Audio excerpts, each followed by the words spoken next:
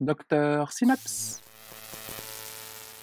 Maintenant que vous avez une tête bien pleine, nous allons résoudre ce cas clinique.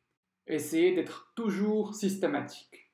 D'abord, l'approche diagnostique. On va se poser la question s'il existe des facteurs prédisposant à cette décompensation cardiaque. À l'examen clinique, rappelez-vous, vous avez ausculté un souffle. On demande au patient si ce souffle est nouveau. Et là, à votre grande surprise, il vous dit que non, ce souffle était déjà présent il y a une dizaine d'années à peu près. Et voici alors votre facteur prédisposant. Le patient présente une pathologie valvulaire. Réalisez ensuite un bon examen clinique. Voici les signes de décompensation cardiaque chez notre patient. Aggravation d'une dyspnée, orthopnée, râle crépitant aux deux champs pulmonaires, un souffle holosystolique à l'apex à 4/6, un B3, des œdèmes des membres inférieurs et une turgescence des jugulaires. Rappelez-vous que face à une dyspnée aiguë, les examens à réaliser d'urgence étant une gazométrie, une radiothorax et un ECG. Les plus chevronnés d'entre vous me diront que cette radiothorax n'est pas celle du patient, mais ici vous voyez des signes d'œdème pulmonaire tels qu'une image en aile de papillon. Le patient présente une tachycardie. À l'ECG, nous remarquons un rythme qui est irrégulier, associé à l'absence d'onde P. Le patient présente ainsi une fibrillation auriculaire rapide.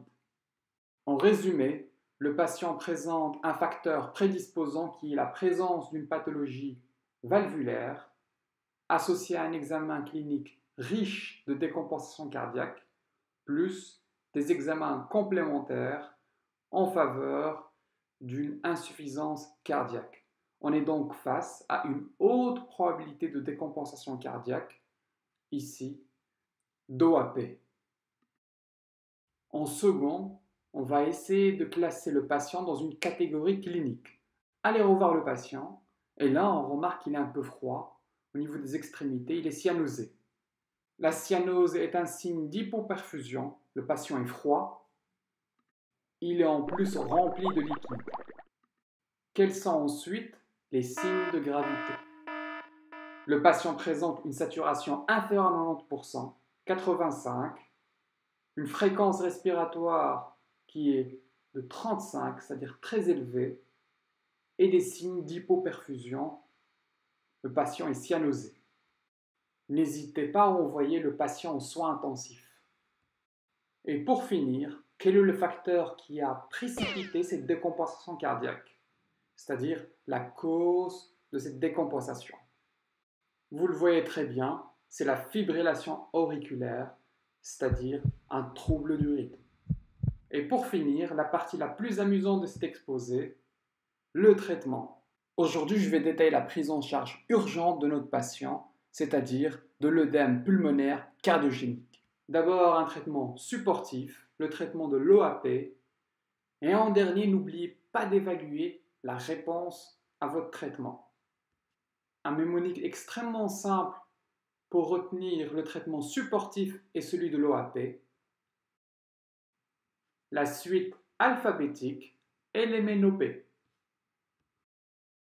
En tout premier, le traitement supportif P, faire asseoir le patient en position semi-assise. O pour oxygène. Nous allons ensuite passer au traitement de l'OAP. N pour dérivé nitré, à instaurer seulement si la pression artérielle le permet, c'est-à-dire une pression artérielle systolique supérieure à 90 mm de mercure. La molécule la plus utilisée étant le dinitrate d'isosorbite, à donner en bolus de 0,5 à 1 mg chaque 5 minutes, puis 1 mg par heure à la seringue électrique, en augmentant de 1 mg par heure et de maximum 10 mg par heure. Vous pouvez éventuellement donner les dérivés nitrés en puff. M pour morphine, qui est souvent utilisé en Amérique, moins fréquemment en Europe. L pour l'Azix ou l'Azilix, la molécule étant le furosémide. Vous pouvez donner en 50 mg en bolus ou 1 mg par kilo.